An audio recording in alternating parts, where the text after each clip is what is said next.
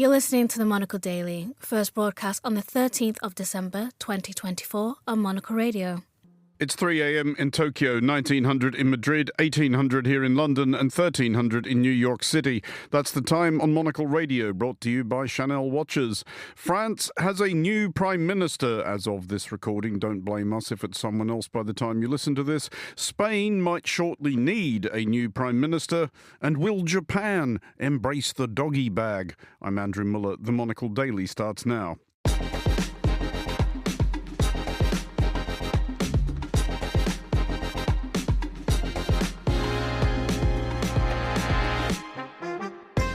Hello and welcome to the Monocle Daily, coming to you from our studios here at Midori House in London. I'm Andrew Muller. It's Friday, so it's our weekly in-house daily, and the Monocle staff, whose exertions at last night's Christmas party rendered them least capable of escape, are Ed Stocker, Simon Bouvier, James Chambers and Fiona Wilson. They will discuss the day's stuff, plus we'll have our weekly reflection on the extent to which the last 7 days have left us any the wiser. Stay tuned, all that and more coming up right here on the Monocle Daily.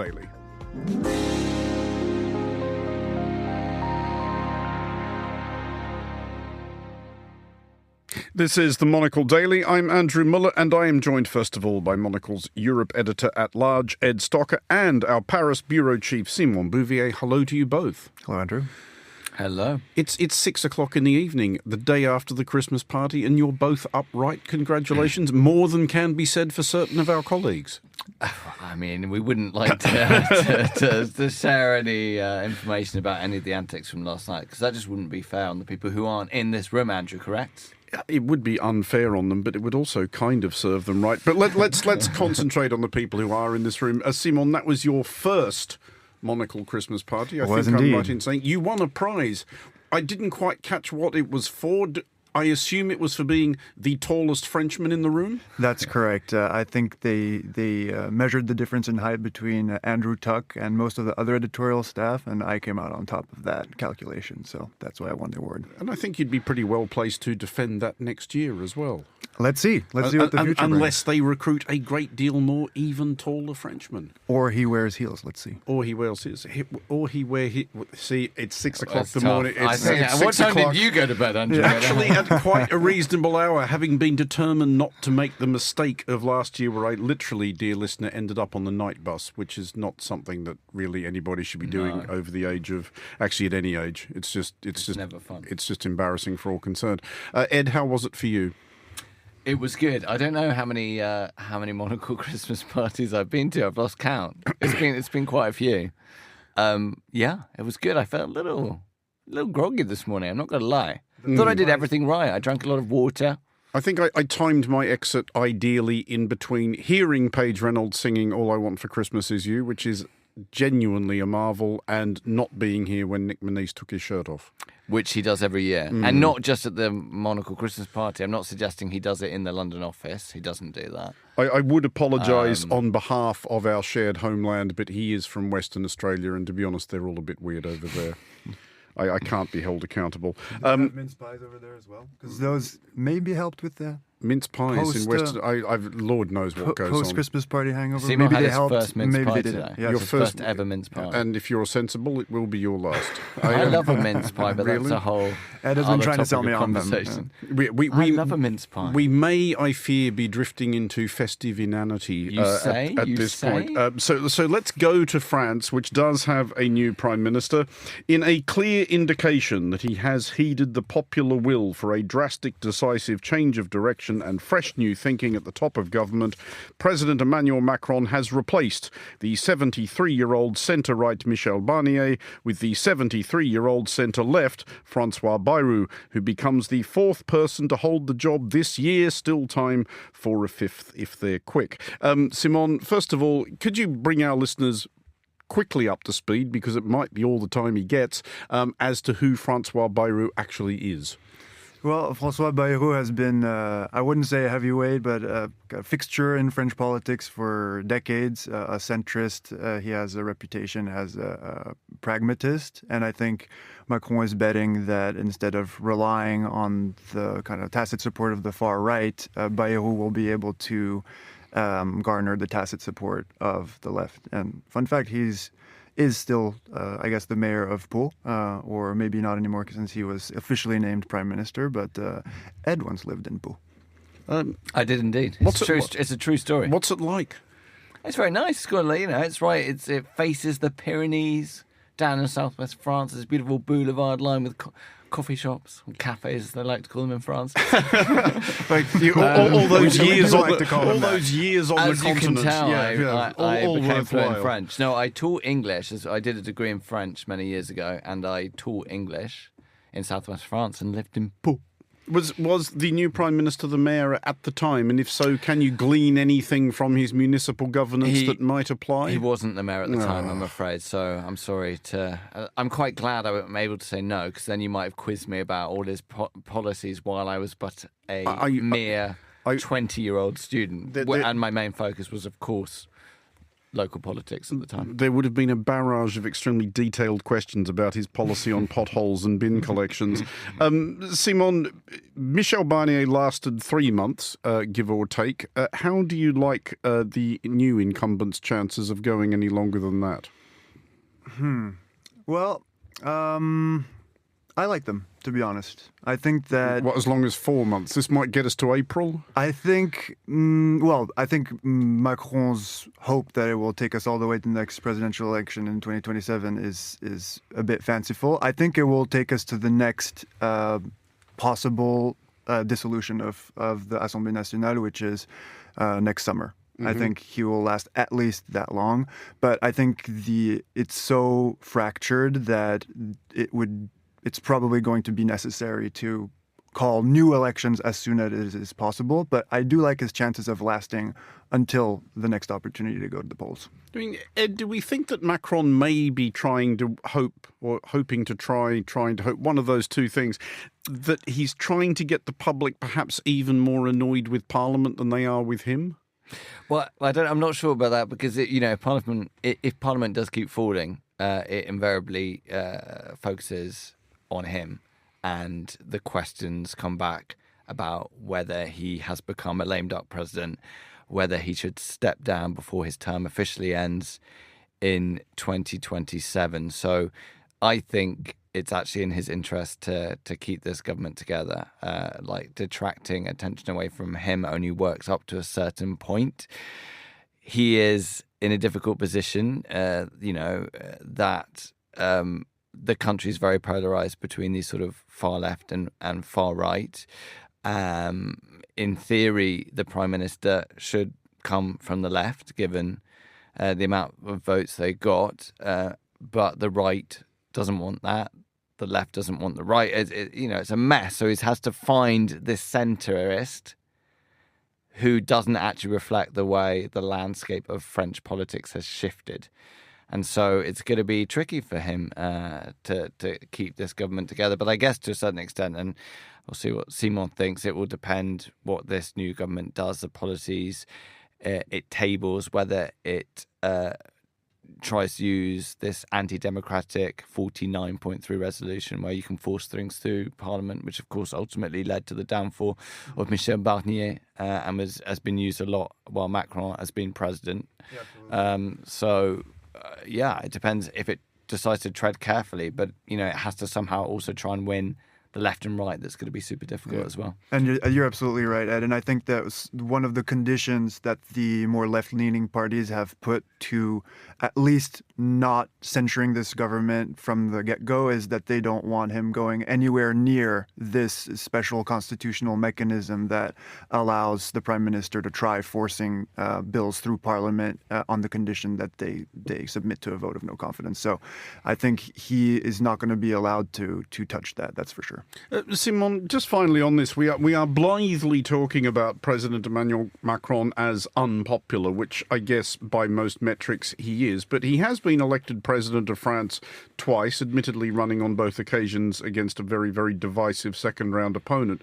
He's not nearly as unpopular as his predecessor was towards the end of his, as it turned out, only term in government. So there's that. But when people are dissatisfied with Macron, are they dissatisfied with him for any new and unusual and Macron-specific reasons, or is this just standard issue, French people blaming everything on the president?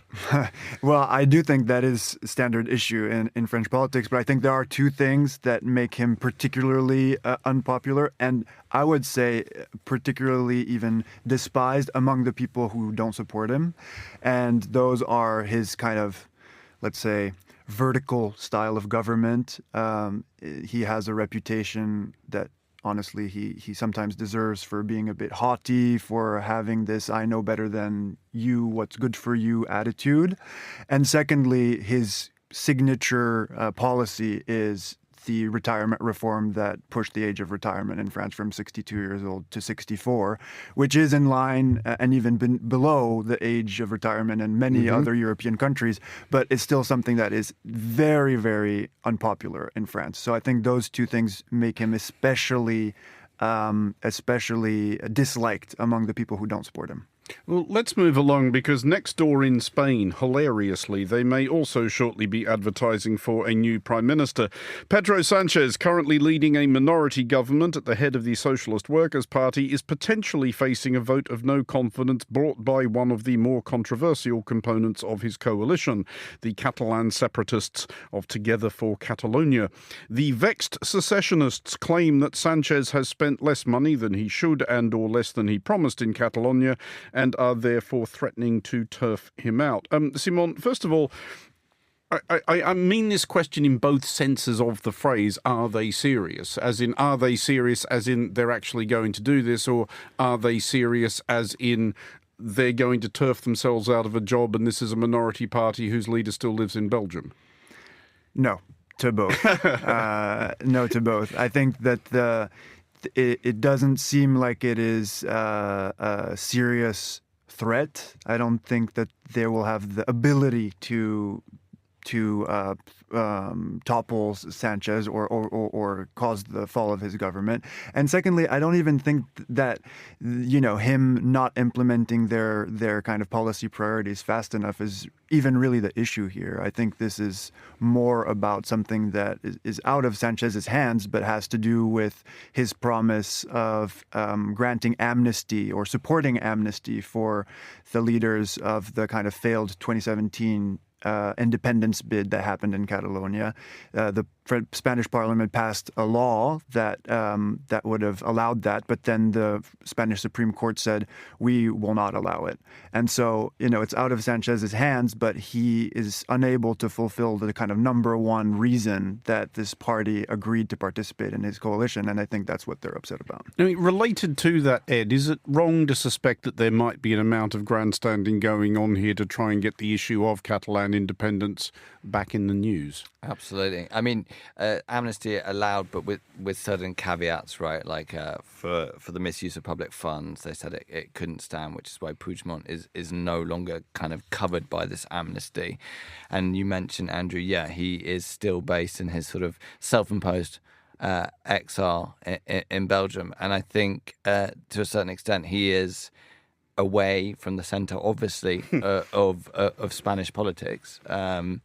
And he needs to do things to stay relevant, to stay in the press. But this is also like a sort of odd thing, because it's a measure that is introduced to Parliament and it's non-binding, right? So in that way, it can't really lead to the fall of the government. An actual vote of no confidence needs an absolute majority. There's certain other criteria that need to be fulfilled. This is not that.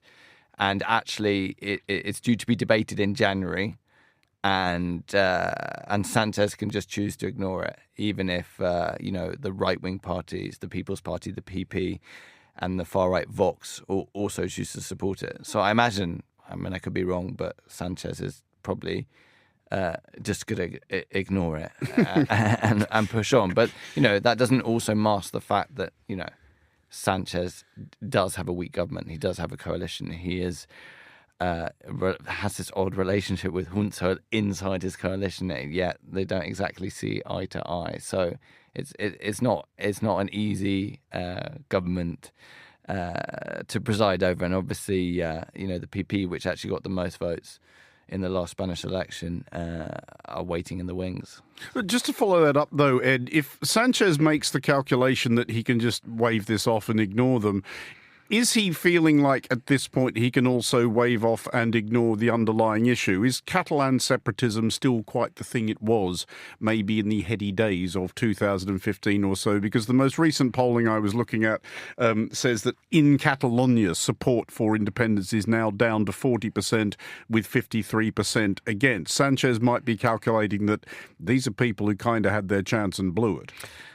Well, I don't know if it's that they had their chance and blew it. I mean, the Spanish state responded extremely strongly to what happened in Catalonia. Strongly is a tactful way of putting it. Exactly. And, and we're allowed to do so in many, in many ways, and other states stood by because, there are other countries that may have other independent issues on their plates where they to sort of step in and say, no, you can't do this. So the Spanish state responded with a very strong arm. That's, I guess, been loosened slightly just due to politics and having to put a coalition together. So you could argue that really centralized Spanish power sort of to a certain extent stamped this out. The moment has been and gone for now.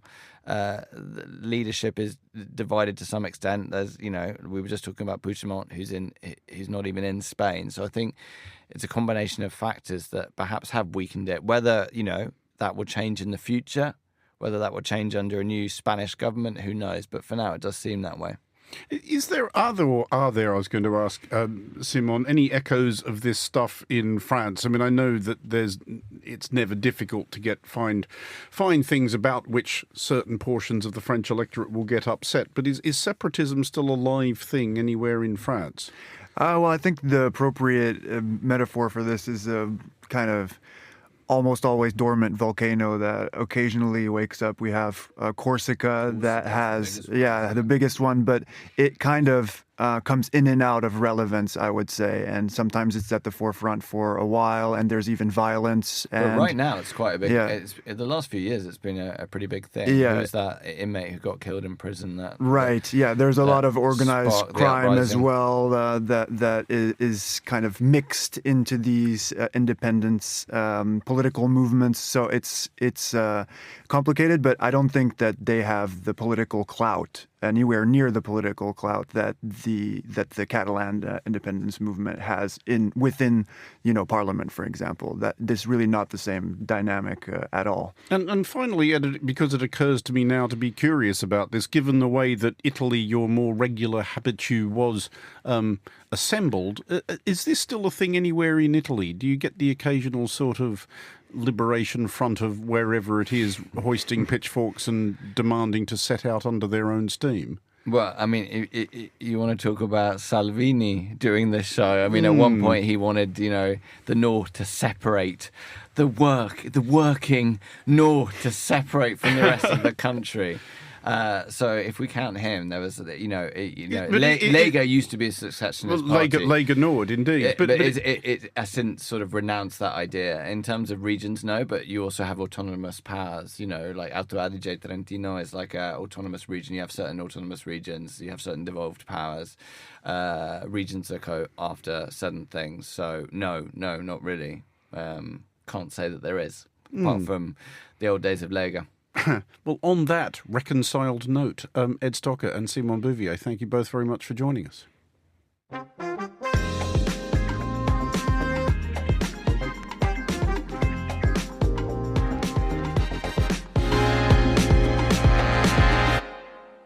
You're listening to The Daily on Monocle Radio, and to Japan, where official efforts are afoot to encourage the taking home of unconsumed portions of restaurant meals.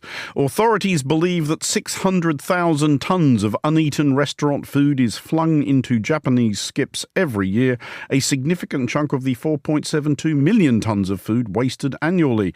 However, Japanese restaurants have been reluctant to furnish doggy bags for fear of customers subsequently crocking shocking themselves with improperly handled sushi and blaming the chef. This new regime hopes to overcome this by furnishing better, clearer information. We're joined now by Monocle's Tokyo Bureau Chief and Senior Asia Editor Fiona Wilson, who is right here in the studio. It is a long time, Fiona, since I last dined out in Japan, and my recollection is that I was enjoying it, so I didn't really leave anything. So this did not become an issue. But is this a thing people do in Japan? I have never had this experience, so I'm fascinated. It's so unthinkable in Japan, I have to say. I mean, half the fun of a meal in Japan is it's freshly prepared in front of you. You don't eat a huge amount, and what you eat is absolutely delicious. The idea of taking it home in a bag is an absolute no-no. I mean, what you're going to sort of reconstitute this beautiful presentation at home, I just can't see it. I think it depends on the kind of restaurant that you go to. If it's amazing kind of washoku, traditional Japanese food, very, very difficult. And sushi, absolutely not. And I think they do say no raw food. I mean, the idea of taking home a bag of sushi, I mean, just... Yeah, what could go wrong? What could go wrong? I'd be booking that doctor's appointment as soon as I was leaving. So that's... Yeah, I mean, it's a strange idea for Japan, but there is a serious issue about food waste in Japan, which has been much discussed recently. And Japan has signed up to these Sustainable Development Goals for the UN, and they promised to halve food waste by 2030, and they've got to get on with it. So the restaurant industry has its part to play. I think a huge problem is convenience stores. That's another one. And they're trying their best. They now reduce the food at the end of the day, reduce the price.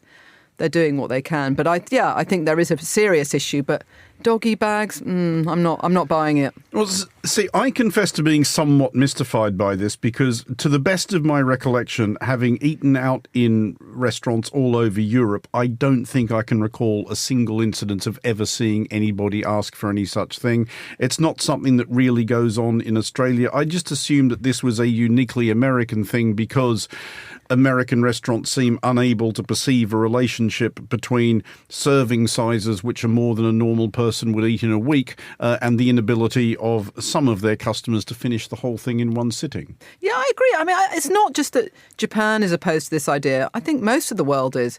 And yeah, I think portion size is really part of it. And you've eaten in Japan. Most of the time you're thinking, I really enjoyed that. Could I have it again? Because it's so small. I mean, the waste doesn't really come into it. So I'm slightly intrigued by this apparent, a huge amount of food that people are not eating. I'm not sure exactly where that is happening.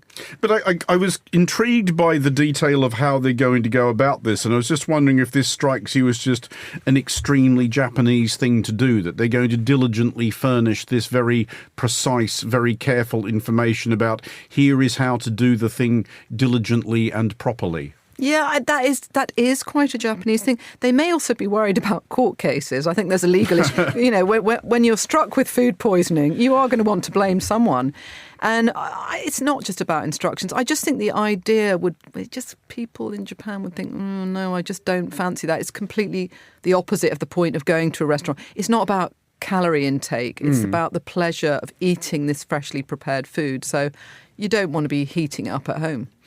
Is the guidance, as we understand it, is it going to sort of get restaurants off the hook potentially by essentially including a rider to the effect, if you take food out of the restaurant and try to prepare it for yourself at home, you're on your own? 100%. I mean, that's already, we don't even have the guidelines yet. And they're already saying it's not our fault. And it's not the restaurant's fault either. So you're kind of on your own. If you're foolish enough to go and reheat your eel or whatever it is, good luck. That may be the first time the phrase reheat your eel has ever been uttered on Monocle Radio. So we've accomplished something here. But overall, to sum up, Fiona, I'm detecting a certain amount of scepticism on your part that this is really going to go anywhere. I haven't given it a huge endorsement, have I? Yeah, I think the whole idea is well-intentioned, but I can't really see it becoming a storm in 2025. Fiona Wilson, thanks for joining us.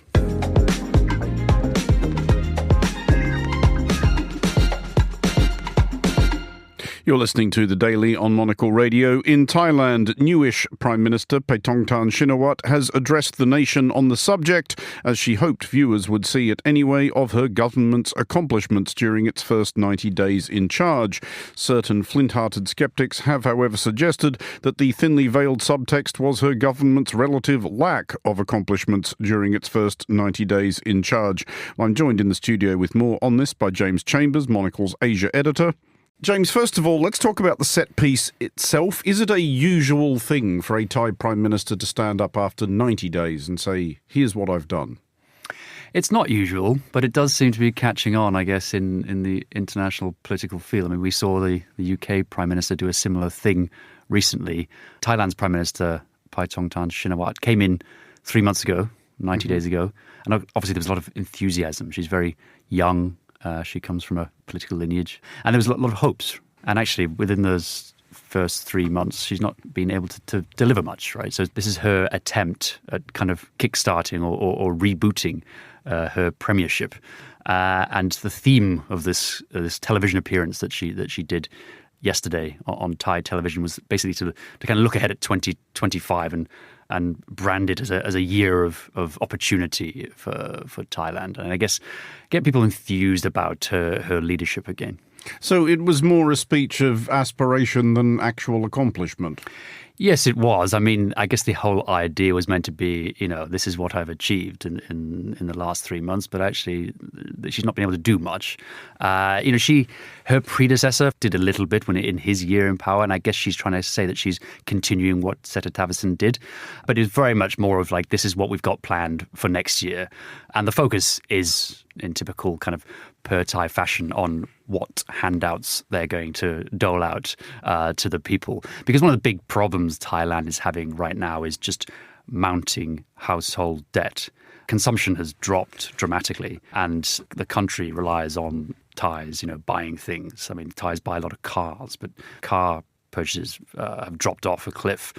I guess one of the headlines to come out of this is that they're really going to try and bring down household debt by essentially writing off anyone who owes under 5,000 baht. They're basically going to just write it off. And they're going to relieve interest payments for 3 years on other kinds of debt because they want people buying again. So it's not really going to solve the situation in the long term. And it's not really the type of lesson you want to give people about, how to manage their finances responsibly. But it's all about trying to kickstart consumption next year and get the economy going again. I mean, giving people money has rarely made politicians less popular. So there's that. But does she appear to have, or did at least she outline any concrete ideas for reviving Thailand to the point where it is no longer necessary to give people sacks of cash in order to encourage them to actually buy stuff? Well, I think there's two things at play here. Per-Thai was very popular at the beginning of the century, and they were, the party of the people.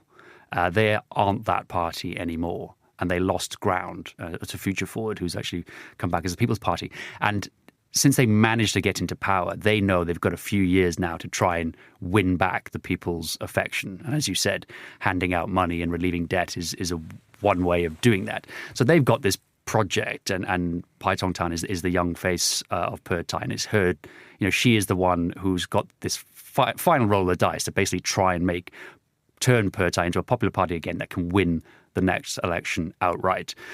But there are a lot of people, a lot of economists and serious people who are saying, actually, we shouldn't be doing this because, one, the Thai people are becoming addicted to these handouts. And it's, they say it's like drugs or steroids or whatever. You get addicted to having these handouts, and so you've got to keep on giving them. And actually, the Thai economy doesn't necessarily need it. The government seems to be talking down the state of the economy when actually it's not looking too bad. I mean, by the end of this year, Thailand's looking at about 2.9% GDP growth. Next year is going to be roughly 3%, which is not bad. I mean, it's pretty much on target. It's not the same as, what we're used to seeing out of China back in the day, or perhaps Indonesia and the Philippines, where they're more around 5 or 6. But for Thailand, it's a bit more mature than those economies. It's actually not as bad as the government's saying. But it's weird how the government is in a position where they benefit from talking it down.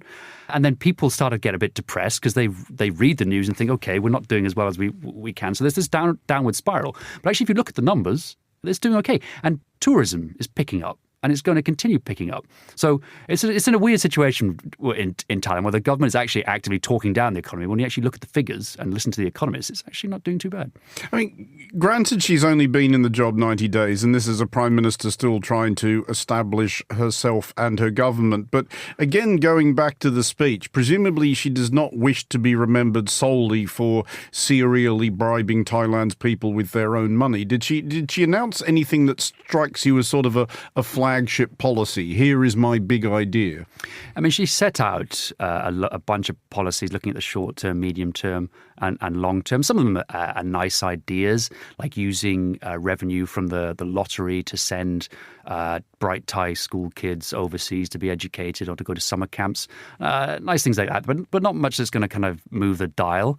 Speaking from my perspective, at this time of year, Thailand and the neighboring countries are blighted by pollution because there's a huge problem with burning fires in places like Laos and Cambodia and northern Thailand. And so she has said that she's going to try and address this perennial problem of PM 2.5. Now, if she could achieve that would be huge. But obviously, it's something that politicians keep saying and nothing gets done because it's a problem that needs all of these countries to get together and solve. And I don't think her herself is capable of doing that. So I don't think there was much there that could you kind of look at legacy making, because actually the big things that they've been talking about, like reforming the constitution that was written by the former generals who staged the military coup, and kind of bringing in this new defense bill that should make it harder for the military to do coups in the future. These are things that they've tabled, but it's become very clear that they have a lot of problems trying to actually bring them about. And so actually when you look at it, what they're trying to do is just do the things that they can control, and that is basically, handing out money. So at the moment, there's not much on the table that you'd say that can actually affect real change. James Chambers, literally now bound for Heathrow and a plane back to Bangkok. Thank you for joining us. This is The Daily on Monocle Radio. The Emirati state-owned luxury hotel chain Jumeirah has introduced two new destinations, Jumeirah Thunder Island in Tanzania and Jumeirah Thunder Safari in South Africa. These additions to Jumeirah's portfolio mark the hospitality brand's entry into Africa. Monocle's executive editor Chris Lord caught up with Michael Grieve, chief brand officer for Jumeirah, to find out why the continent is such an important market. So the brand, obviously its origins are the Middle East. We're a proud Arabian brand, born out of the Emirate of Dubai. And as we look to the future, our growth is really going to be defined by our international expansion. Now, expansion into Africa is intentional. All right, we worked and found a partner in the Tanda Group, which shares an incredible amount of synergy and complementary values to what we have at Jumeirah. When you think about the Jumeirah brand, we're orientating the new brand around three core values: warmth, generosity, and joy.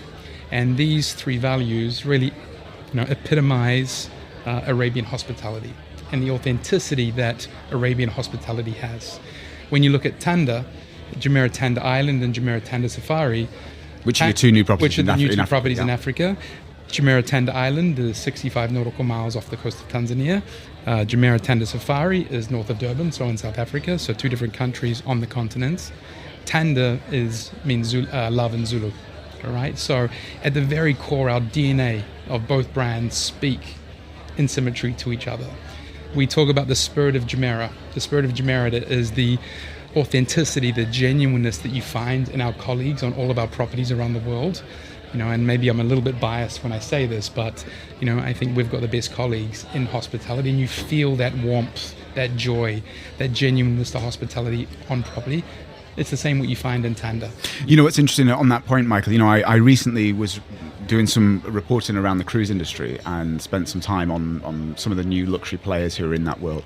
What struck me was how many people were coming through Dubai, or the Emirates in general, as their first entry into hospitality, and basically getting their stripes there, but also getting schooled. And I wonder, there's so many of these brands these days, of hospitality brands, are fighting for talent. I wonder what these next few years look like to create that kind of talent that we need in the hospitality. And especially I'm not talking about GMs and top flight staff. I'm talking the people who are really running the place and the front desk, the back of house, all that kind of stuff. Again, I'm relatively new to the industry. I've come from luxury fashion. As I like to say, my client of yesterday is my guest today. It's the same client and the same customer. And I saw the shift from desirability around the material, whether it be a bag or a pair of shoes or jewelry, to now the desirability for the experience. And I think that's where hospitality has such an exciting future, because we're really at the very beginning of this new adventure and this new phase where products like we have in an industry like we're in is going to take front and center, top of mind space for our global clientele. Now, we've got to make sure that we've got the right personnel, the right skill set on the front lines, right? And like I say, our brand comes to life in these moments where our colleagues are meeting you as you arrive in our lobbies, or in housekeeping when they put their hand on their chest and they say, "Good morning, ma'am." These are moments that are so authentic that, again, I don't want to say you either got it or you don't, but you really need to have a care for people to bring the very best out of yourself for what this industry can have. And I think Dubai is an absolute melting pot. We know that it is the epicenter of global culture. It is a hospitality marketplace through and through, with the very best hospitality operators, whether it be through the lens of hoteliers themselves or F&B. Such a dynamic marketplace, and I really think Dubai, in the not too distant future, it already is really the center of the world, but I think unequivocally will be in the years to come. You mentioned you came from a luxury retail world of goods and products, and it's interesting, we're in a moment where we're seeing slowdown in that world, especially from Asia, which has kept that market running very hot for a long time. We are seeing that slowdown. What does that mean for luxury travel in 2025? What's the outlook for this market? Yeah, like I touched on, right? It's a shift from demand for material to a demand for the experiential. And I think people now are looking for deeper experiences beyond just something they can touch. So I think in the former world, product then becomes an access to something. What we have is that something. And part of the new thinking is really how we think what experience means end to end. That's why Tanda Safari, Tanda Island becomes such a natural complement to our existing portfolio, because now we can take our core clientele, our core guests, and give them an experience that you won't find anywhere else on the planet. If you think about Jumeirah Tanda Island, you're 65 kilometers off the coast of Tanzania. You're situated in a privatized, exclusive marine reserve. You have the biggest feeding ground for whale shark on your back door. You have use of a private helicopter.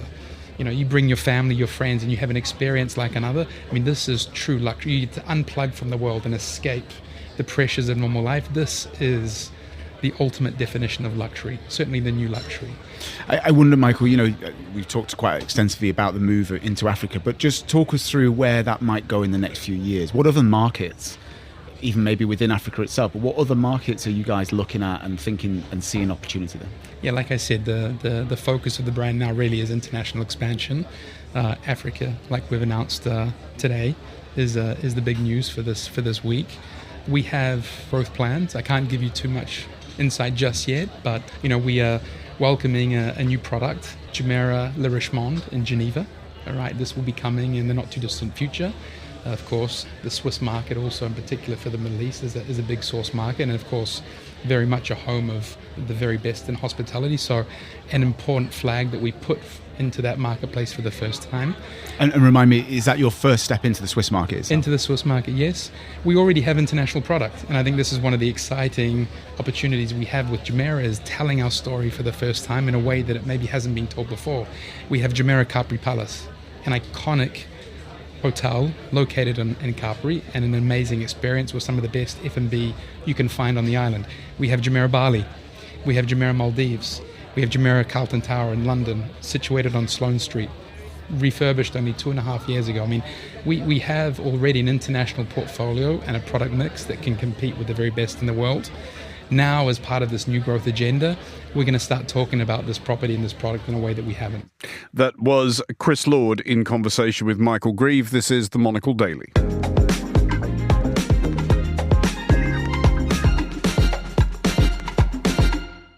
You're listening to The Daily with me, Andrew Muller, and finally on today's show, it's time for our weekly wrap-up of what the last 7 days have taught us. So long, farewell, our readers saying good night. We learned this week, and not for the first time in human history, that when it goes wrong for tyrants, it goes wrong pretty suddenly. We begin with breaking news out of Syria, of course. Opposition forces have declared the end of President Bashar al-Assad's rule after 13 years of civil war. Well, earlier, Reuters News reported that the leader, who ruled for 24 years, had actually left the capital, Damascus. We learned, as we often do at such moments, that both the depravity and the self-indulgence of the deposed dictator are of a scale barely imagined by even his most determined critics. And we learned, or were reminded, that there are few spectacles as heartening as those who believed themselves damned, suddenly liberated from their dungeons, or those long oppressed, making themselves comfortable on the unloaded despot's invariably hideous sofas.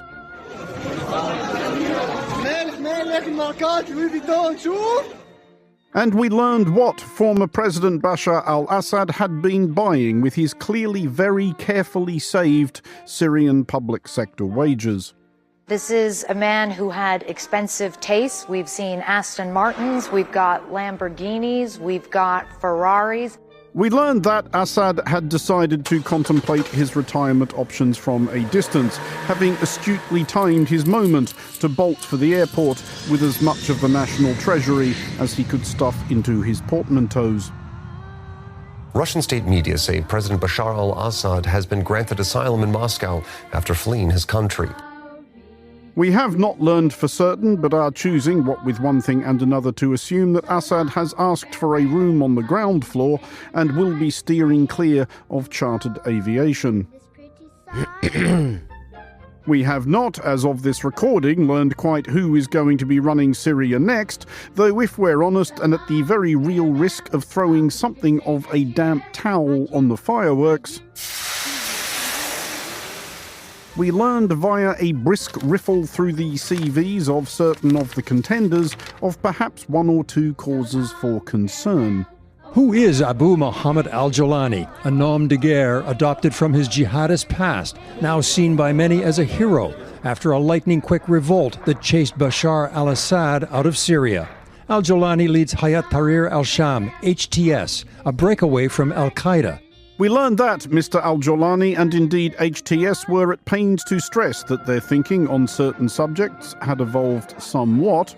They've also been accused of human rights abuses in areas they control, including executions and persecution of religious minorities and women. Although more recently, they claim to have disavowed terrorism and are trying to present a more moderate face.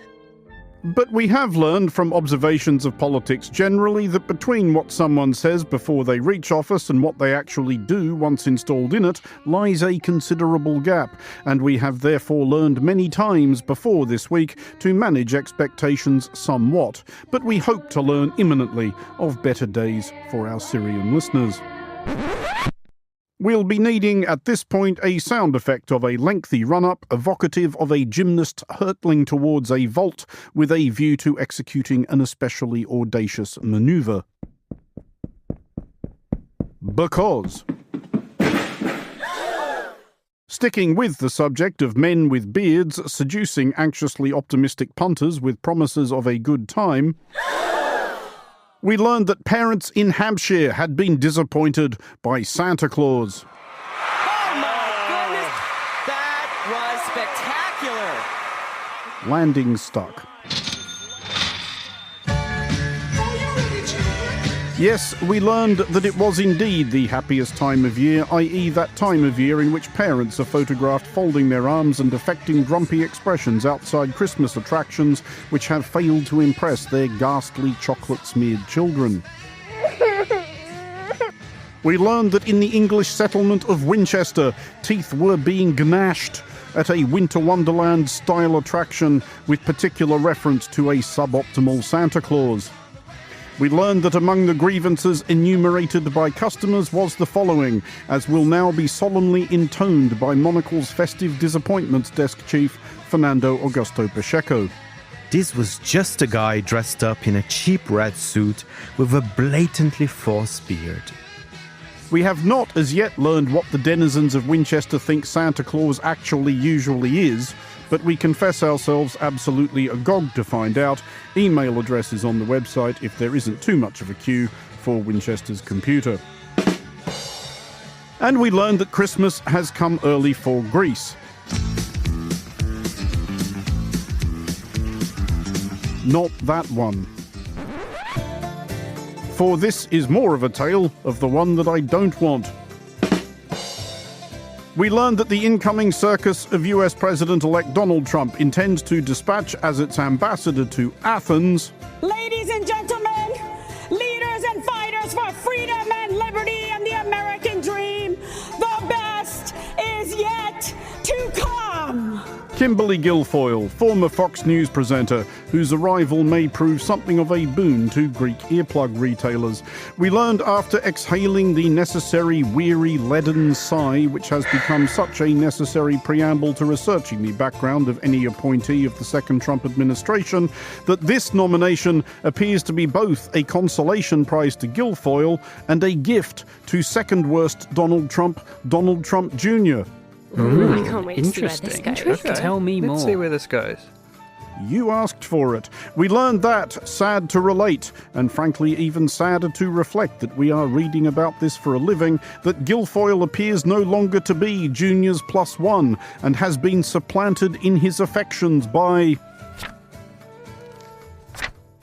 someone else who we frankly refuse to learn anything about, as you have to draw a line somewhere. Still, we learned when we delved further into Guilfoyle's CV that she is abundantly qualified for her new role. Not in having any experience of diplomacy or demonstrable expertise in the affairs of the Eastern Mediterranean, good Lord no, this is a Trump administration, but in having been on television, having been willing to endorse Trump's fantasies of having won the 2020 presidential election, and having had to leave at least one previous job beneath the shadow of an out-of-court settlement of a human resources complaint. Still, not the first time an otherwise unemployable celebrity has been punted off to star in Greece. Am I right? You can fade the song back up now to underpin this extremely clever pun.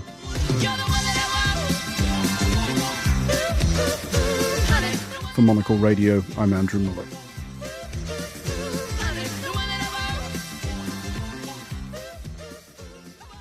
And that is all for this edition of the Monocle Daily. Thanks to our panellists today, Ed Stocker, Simon Bouvier and Fiona Wilson. Today's show was produced by Tom Webb and researched by Maisie Ringer. Our sound engineer was Alan Whedon. I'm Andrew Muller here in London. The Daily is back at the same time on Monday. Thanks for listening.